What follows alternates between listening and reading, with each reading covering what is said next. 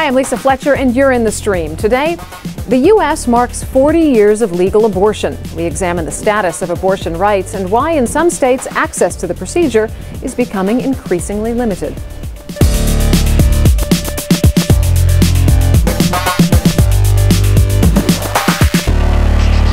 Our digital producer, Malika Bilal, is here looking out for your live feedback. Malika, the debate over abortion is often portrayed as black and white, which we're going to discuss, but obviously there's a lot of complexity to this issue, and that's being reflected by a lot of our viewers online. Exactly, and it's in that search for the gray area that we asked our community, is there a middle ground? Can we find some common ground on this? FCP answers on Twitter, abortion is too brutal to be reduced to just conversation for most people. But of course, we want to hear from all of you at home. So tell us what you think by going to our website at stream.aljazeera.com or by tweeting us with the hashtag AJStream. And joining us on set today is anti-abortion activist and founder of Live Action, which is an anti-abortion nonprofit. It specializes in investigative journalism and education. Lila Rose. Lila, thanks for being here. Thanks for having me, Lisa. We'd also like to welcome our four-person discussion panel, which includes Al Jazeera's Zaina Awad, who reported on this issue in a Fault Lines documentary titled The Abortion War. All four guests are joining us via Google Plus Hangout. You can do the same for future shows. Just go to the link below and add us to your circles. Hi, I'm Marquita Macbeth. I'm from Alcorn State University, senior psychology major, and I'm in the stream. 40 years ago, the U.S. Supreme Court legalized abortion in what is famously known as the Roe versus Wade case. The ruling affirmed a woman's constitutional right to privacy, including the ability to make medical decisions without government interference.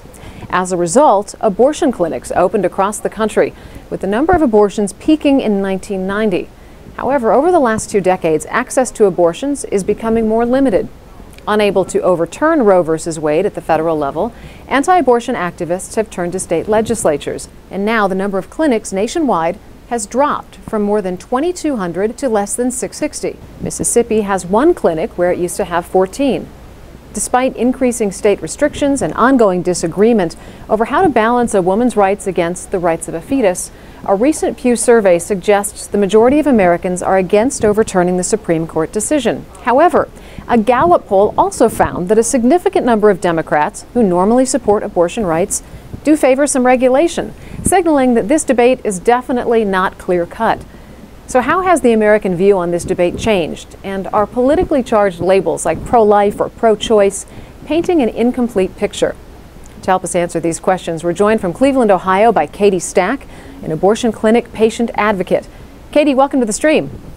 Thanks for having me. Yeah, I want to start with you. You know, the United States, now 4 decades into its decision to legalize abortion, characterize for us the debate over Roe versus Wade now compared to 1972. Well, I wasn't around in 1972, so I don't know exactly what it was like then. But today it's absolutely polarized. I think when you have an anti-abortion movement that is advocating for, making abortion illegal in this country again, when you have them using language like that abortion is murder, or that it's genocide, or that it's a Holocaust, it makes it very, very hard for us to have a real discussion about the issue. And it also, I think, stigmatizes the women who do choose to have an abortion in a way that's really problematic. Lila, what are your thoughts on that? Characterize the debate for us now. What do you see happening? Sure, absolutely. Well, there's certainly debate, and it's a debate, a discussion that needs to be had. And I think that what's missing is the conversation about human dignity and human rights, because that's really the fundamental question here. Is the child in the womb a human being? Does the child in the womb have human rights? Should the child in the womb be protected? I absolutely 100% think that women should have a choice to do what they want with their lives, that they should be, treated equally under the law with men. I would consider myself a pro-life feminist. But at the same time, I don't think that women have the right to hurt another body in their body, or to bring that little child for an abortion. I think that child has rights too, the little girls in the womb, the little boys in the womb. So I think when we're talking about human rights, we have to look at the child in the womb and the woman and consider both of them. And that Supreme Court decision, Roe v. Wade, I think is unjust. I think we'll look back on this in history and see, like the Dred Scott case decision, that this is something that violated the rights of a whole group of people in our country, which is children that are not yet born. And that's where this discussion, I think we need to really ask ourselves the question, is the child in the womb worthy of human rights? Should that child be protected? You mentioned, of course, women's right to choose, and that's something that our community is picking up on. Louise on Facebook says, keep it available. Those who want to be immoral, Louise says, can avail of the service, and those who wish to stay moral, quote unquote, can stay away. Simple. Banning it completely is a terrible idea. Would you care to respond to that? Sure. Well, I think, first of all, this is not a question of, personal morality. I think this is a question of human rights. Our country and our whole legal system is founded on protecting certain fundamental human rights. We're endowed by our Creator with certain inalienable rights, our Declaration of Independence says. And among those are the right to life, liberty, the pursuit of happiness. Life has to come first. We can't protect or enjoy any other rights without it. And in the history of human rights abuses, it's when a whole population of people is disregarded as unhuman, non-humans, non-persons. Blacks in America, the history is horrible. We look at how they were seen as 3/5 of a person, in the 19th century. We can't do that to anyone. A human is a human no matter how small. A human is a human no matter the race, the size, the development, the socioeconomic background. And that's the creed that we believe in as Americans. That's what our country was founded on. And us women, I think women have been sold a bill of goods that somehow being pro-choice or being in support of abortion makes us more empowered as women. It's not true. You look at the devastation of the last 40 years, women who have suffered physically, mentally, and emotionally because of abortions. And those are the stories that we need to hear. Those are the stories that need to be told. So, Katie, taking into consideration Lila's argument, Planned Parenthood provided a record number of abortions in 2011-2012. They've gotten more federal funding than ever. But at the same time, states have been really successful in passing laws that limit abortions by requiring parental notification or requiring a 24 to 72-hour waiting period.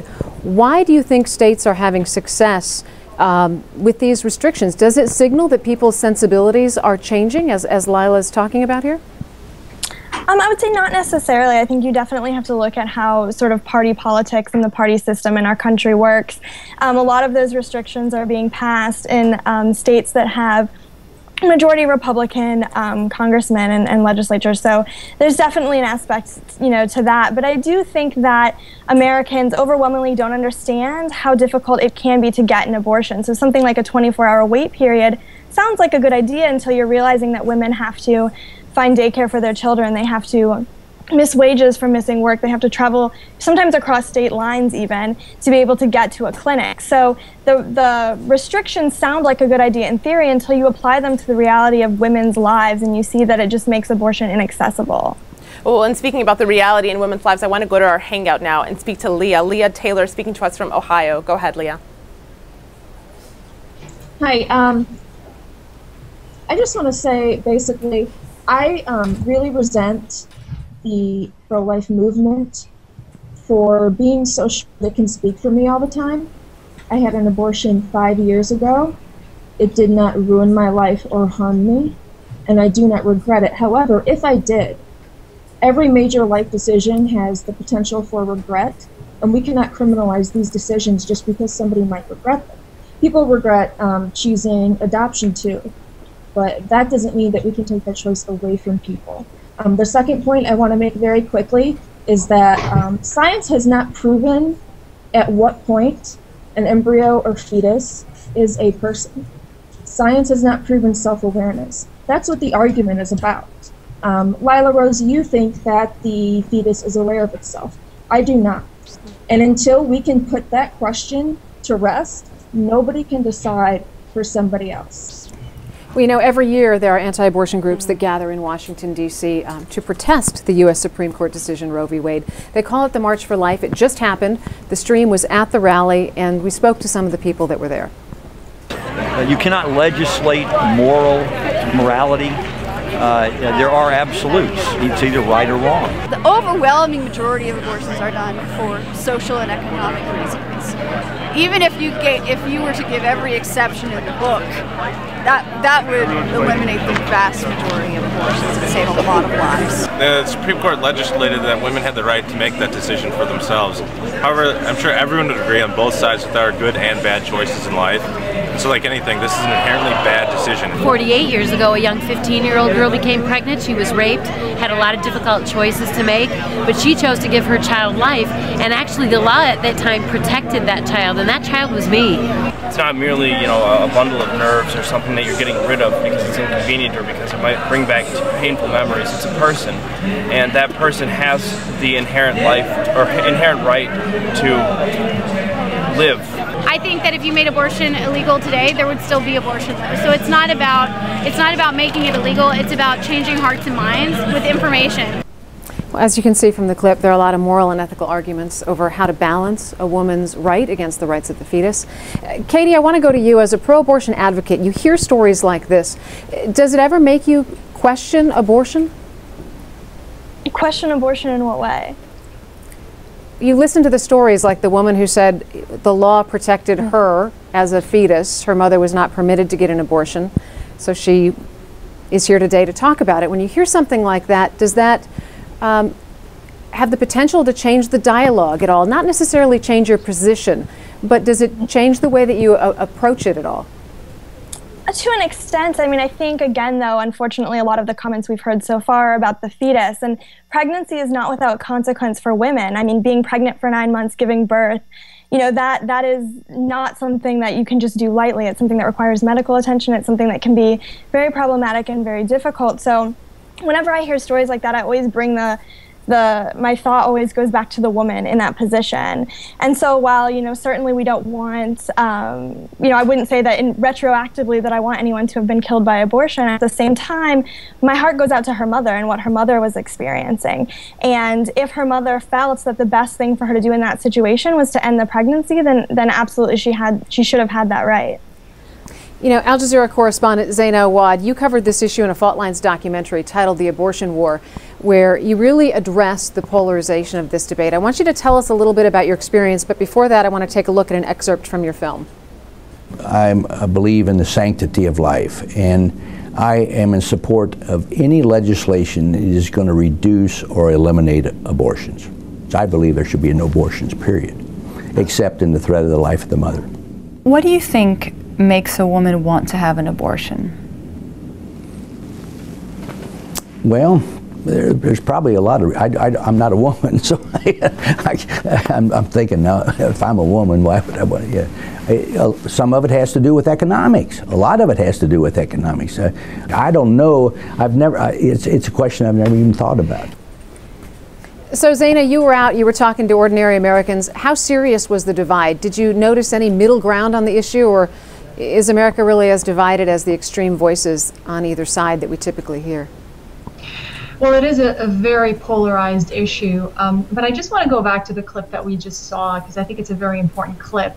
The person that you just saw is a career politician from the state of Ohio, and he had put forward a bill called the Heartbeat Bill, which would have severely restricted abortion, making it practically impossible. So here's a man who's built his entire career on a very specific black and white position on abortion. Yet, from what he told me, he hadn't even thought about what would make a woman want to actually have an abortion. And I was quite taken aback by his answer because I thought, surely you would have thought through this before you actually came up with your own political position. And that is actually a real reflection, Lisa, of how polarized this division is, because people take these positions and they forget to listen to the most important players, who are the women themselves, who are seeking abortions, who are making decisions not to seek an abortion, who ultimately are the recipients of all these laws and legislations that we have seen being passed in the US in the last couple of years. And doing this story, we went to 3 different states and we listened to people and talked to people across the political divide. And I have to say that the issue does polarize a lot of Americans who are at the front line of the so-called culture war. But if you move beyond that, people are probably more in the gray zone. People probably would be supportive of abortion, but under certain circumstances or certain conditions, would oppose abortion, but would still be understanding of conditions and circumstances. And unfortunately, the debate has evolved in a direction where you just can't have these conversations in an open and honest and non-judgmental way. Well, I think off of the back of the clip from Zaina's piece, one thing that struck our community members is all of the men that are weighing in on this. Charlie Brown on Facebook says, look at the men against abortion. As for your religious views, they have no place in government. Let's all remember the religious view of free will for once. But Chanel Matthews in our Google Plus Hangout, I want to direct this next one to you. It's a tweet from Steph, and she says, what's missing from the political conversation? The voices of people who've had abortions. Now, it's something we just heard Zaina say as well. And you told our producer, Chanel, before the show that one thing you want to get across is the story, to be able to tell the story of someone who's had an abortion. Go ahead. Hi, you all. Hi, Lise. Thank you guys so much for having me on the show today. I do think that this particular opinion is missing, and I feel like the women on the margins who are actually having to need to access abortion aren't being able to tell their stories in full length. And I think that these polarizing issues of, like, you know, of the pro-life movement and pro-choice movement are really giving us and not giving us an opportunity to tell our stories. And so I just want to say that the majority of women who are having abortions have thought this through. This is a position that it's a very difficult choice for us to make. It's not something that we take lightly. A lot of women who've had abortions have children already, and it is an economic issue. And from that clip, we saw that that politician hadn't thought through why women would access abortions, but it is about economics. It's about sustaining our families. And, you know, Americans voted our values last November. We saw that most of Americans want to keep abortion safe and legal. They want comprehensive sex education, and they want to give people options to make the best choices for themselves. And in my need to access an abortion, have an abortion 10 years ago, I found that, you know, I lived in California, which is a state that offered Medicaid for emergency contraception, but a lot of people don't have those options, and we should really open that space up for them. You know, speaking of exercising your voice at the ballot box, we spoke to Senator Rick Santorum at the March for Life rally. He's a former presidential candidate, Republican, and we asked him what he thought about the Supreme Court decision. Here's what he had to say. No, they've made a bad legal decision. There's really no legal justification for what they did. They based it upon a lie. The case was brought because of a lie, and the information that the case was, the legal framework on which the case was based upon was a fiction. So this is why the march is still here, and this is why this country is still pro-life. 40 years now, the supreme law of the land has been abortion is legal at any time, for any reason, and Americans still don't accept it because it's a lie. And this movement is about love and truth, and that's why it's going to prevail. All right, which of course raises the question, have politicians taken this debate so far that the middle ground has really been lost? And as we mentioned earlier in the show, there are polls that say the majority of Americans do not want to overturn Roe v. Wade, but it also seems that a lot of Americans believe that if abortion were to happen, it should be rare, it should be safe, and it should be legal. Astrid Bennett, I want to go to you in our Google Plus Hangout. How do you propose that we create an environment where Americans can actually have a rational conversation about this issue, an intelligent discussion, without it being hijacked by extreme views from either side? Well, I'm with prolife.com, and I also direct a pregnancy center that helps women facing difficult pregnancies. We have to start with the truth, Lisa and Malika. It's really important that we understand that a baby, when they're being aborted, this is a baby at 12 weeks, when they're being aborted, they already have the heartbeat. They're completely formed. They're just growing. So a woman that comes to our center will know the truth, will know that a baby is already growing inside of her. It's her child. We're going to help her. And she will know that abortion also hurts the child. The child feels all the pain. And every abortion stops a beating heart. Not only do we educate the women, but we also help them, because the child is not the problem. Truly, it is a circumstance. Economics, sometimes immigration is the problem. They don't have housing. They think they can't have an education. We help women. We've helped thousands of women to see the horizon before them, to see the child that truly is inside their womb. It's not a blob of tissue. It's not just cells. It's a person. Okay, Astrid. Lila, you know, I understand what Astrid is saying, but at the same time, these are the same talking points that we hear over and over again from anti-abortion activists. With respect to getting to a middle ground, from your perspective, getting people to listen who aren't listening, how do you get to that place where everybody can sit down and have a rational discussion about this and move forward beyond this typical back and forth? Sure, and it's such a good question, Lisa. Here's the thing. We need to first find what are the values we share. as Americans, as women, what are we going to turn to and say these are our absolutes? Because we got to start somewhere. Absolutely, you know, we believe that certain things are wrong. Say some people say torture is absolutely wrong. Absolutely, rape is wrong. Sexual abuse. I mean, there's certain things. Those are absolutes. Those are black and whites. There are black and whites in life, and so we need to ask ourselves this question about life in the womb. Is it, and life in general, is there an absolute about human beings, the biological identity as a human being, that makes them worthy of protection? And is that the kind of society or culture that we want to create as women and as men, you know, in our society? Do we want a nation that is founded on the right to life? And are we going to be consistent logically by saying that the right to life doesn't start arbitrarily at, you know, 9 months, 8 months, 7 months, but it starts at the beginning? Are we going to say that? Are we going to dare to say that? And I believe that if we dare to say that as Americans, and as you know, anywhere in the country, or anywhere in the world, whatever nation we live in, whatever culture we have, whatever religion we follow, if we dare to say that, then we're going to create a world where human life and human beings are truly valued. And I think that at the heart of it, all of us can agree that we value human life, we value our own lives, we value women, and that's the kind of societies and nations that we want. And so I think that's Ashraf on Twitter agrees with what Lila was just saying. He says, I can't understand how anyone accepts this harmful practice. Then on the other hand, you have a tweet from Nina who says, who's to say what's morally right? And Ing follows up saying, unregulated abortion is more dangerous, opens a space for illegal and unsafe abortion. So I'd like you to chime in on that, Zaina, about these values. Is keeping women safe one of those values? Well, actually, that's very important, because both sides come from a position of a very particular definition of what life is. The anti-abortion side believes, as Lila has just said, that life begins at conception. The pro-abortion side believes that a woman's life, and therefore the right to choose, takes priority, and if a woman is going to give birth, then she should have a say and control over what happens to that process, from, you know, conception all the way to birth. And it's interesting, because I find from my experience covering this issue in a lot of depth is that really all sides are claiming a monopoly over how you define life, and that's partly why the debate has become so polarized. And I think it's important to remember that no one really has a monopoly over what that means. All right, we're going to hold the thought right there, and we're going to continue this discussion in our online post show. But before we get to that, Malika has a few other stories that we're following.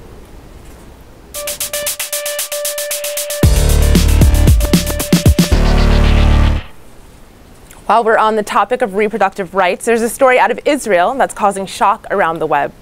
Israel's health ministry has acknowledged for the first time the practice of giving birth control shots to Ethiopian immigrants. According to the newspaper Haaretz, some of the women said it was done without their knowledge. One person tweets his reaction to the reports: "This made me feel sick." Well, some even had stronger words on the story. Palestinian blogger Sami Kishawi writes, "An element of ethnic cleansing, I'd argue." Our next lead was perhaps to be expected. A script for a movie focusing on the whistleblowing site WikiLeaks has been leaked to WikiLeaks. WikiLeaks founder Julian Assange says he obtained a copy of the script and he's not happy. He criticized it in a speech posted online. It is about us, normally. It is about WikiLeaks, the organization. It is a mass propaganda attack against WikiLeaks, the organization, and the character of my staff and our activities and so on. Assange's group followed with this tweet, arguing that the forthcoming film, named The Fifth Estate, has a blatant geopolitical agenda. Our last leads from Egypt, where on this day in 2011, Egyptian mobile service providers shut down their networks during the uprising against former President Hosni Mubarak. Netizens are using social media to shame those companies and remind Egyptians of what happened 2 years ago. 2 years ago, those who got injured during clashes couldn't call for help because of Vodafone Egypt, Mobanil, and Ittasalat Misr, tweets Galal, naming the companies. And with more than 120 shares and counting, this image circulated on Facebook. "Thank you for all the martyrs whose bones were broken and whose blood was spilled and couldn't request an ambulance." Well, for more on this and other stories, visit our website, stream.aljazeera.com, and leave us a comment with your thoughts. Lisa. All right, stay with us because the post show is next at stream.aljazeera.com. Now on Tuesday, Idle No More. Canada's Indigenous communities take to the streets demanding the government respect their legal rights. But will internal divisions destroy the movement? Until then, we'll see you online.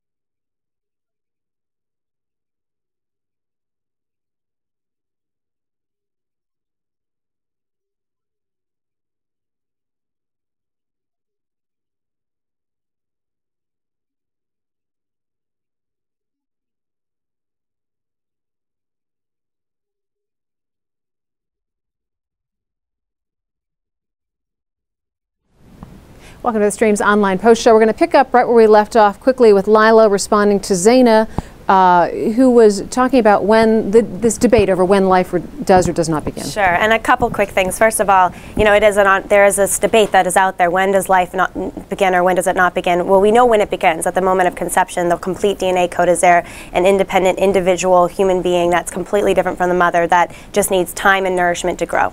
And so there, we have that. Science tells us that.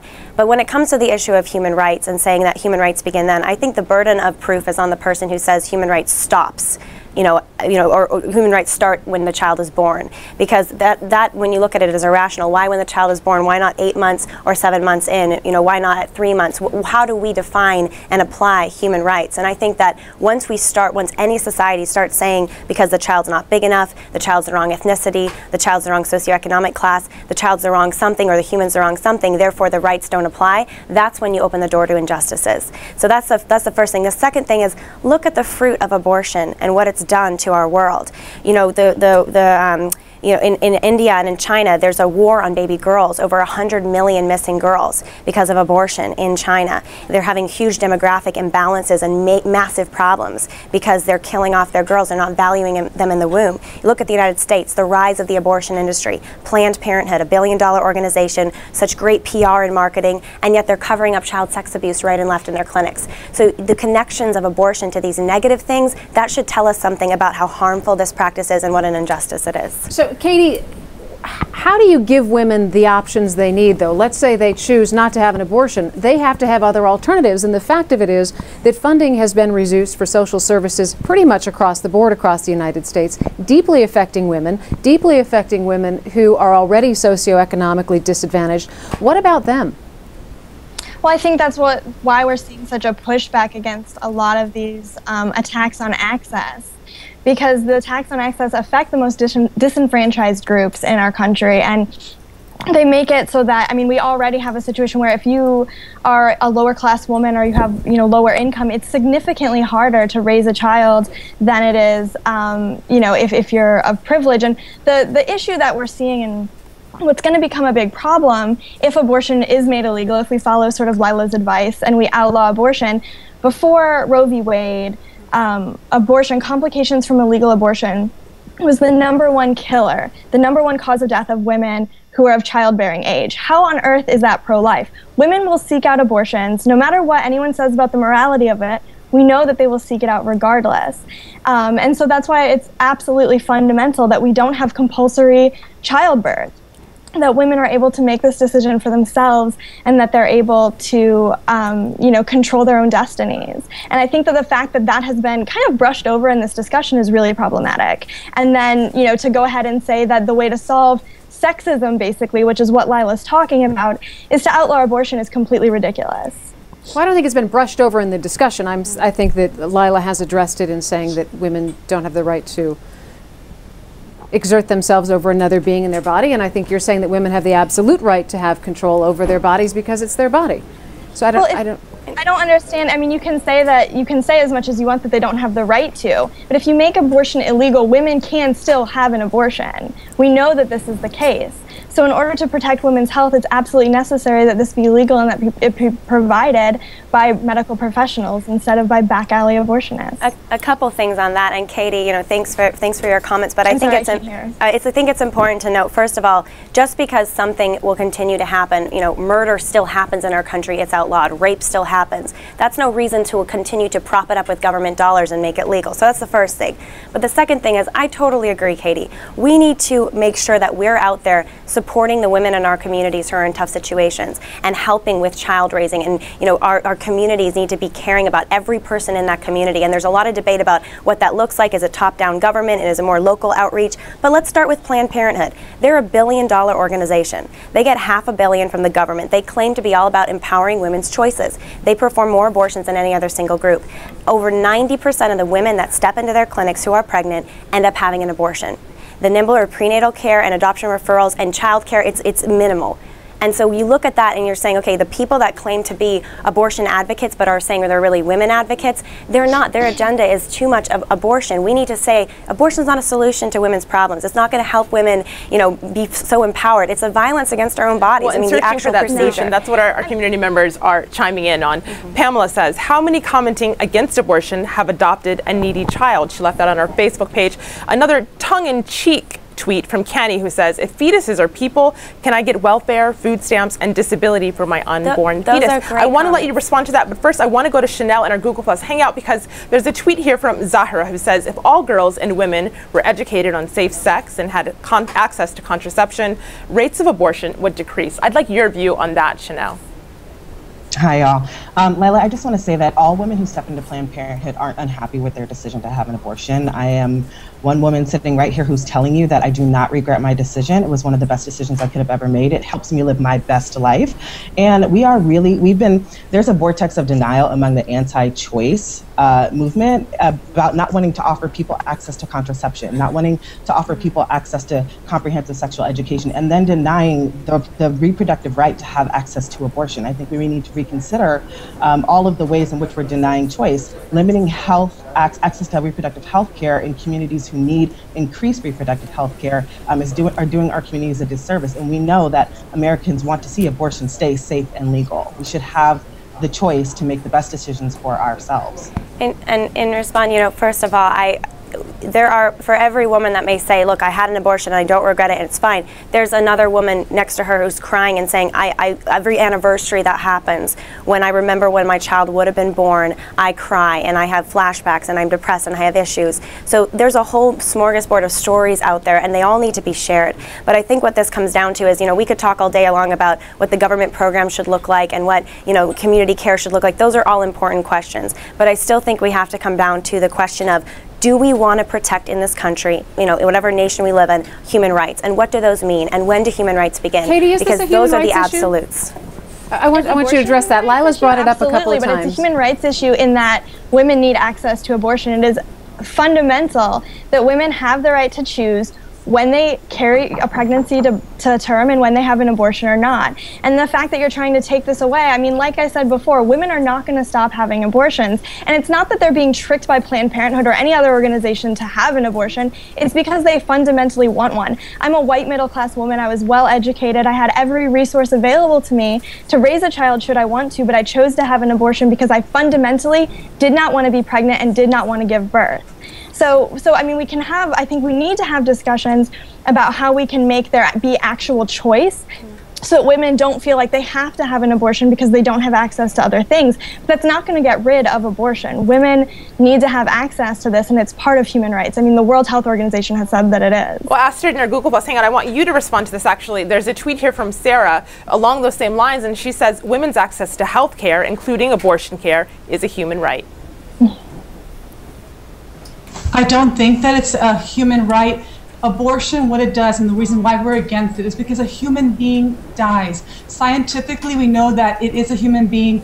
Embryology textbooks, medical textbooks confirm that when an abortion occurs, a human being dies. So that is the real human rights issue. Choice is a word that is a pretty word that is used to cover up the victim, that is the child. So we believe in pro-life. Why can't we love them both?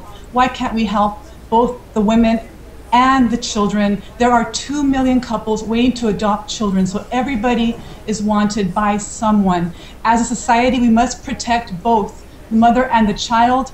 If we don't protect the most vulnerable person in society, really, what values do we have? There are some absolutes, and this is one of them. Abortion does take the life of a human being in a very violent way and does hurt women. I counsel women every day that have had abortions and are regretting it, have been hurt emotionally, physically. Abortion is not safe. Abortion, even though it's legal, does hurt many women who do not know that there are options out there.